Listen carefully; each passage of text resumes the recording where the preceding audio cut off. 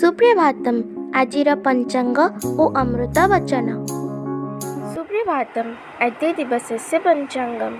अद्य श्री श्वेतवराहकल्पस्य वैवस्वतमन्वन्तरः द्वैतपरार्धः उत्तरायणः ग्रीष्मऋतुः ज्येष्ठमासस्य कृष्णपक्षसप्तमी तिथिः सौरवासरश्च शुक्लाब्द अष्टाविंशत्यधिक एकपञ्चाशत्शतं विक्रमसंवत् त्रयशीत्यधिक-द्विसहस्रं मई मासस्य नवमी तारिका।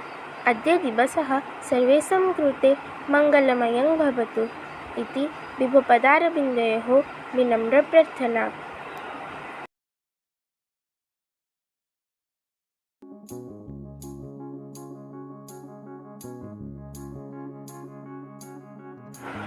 तोर कौपुनी थिब धरी हृदय अहंकार भरी दिवसे काटुथिबे चिता रात्रकु खोजुथिबे माता ताहाको न जीव विश्वास से नुहे प्रभुंकर दास।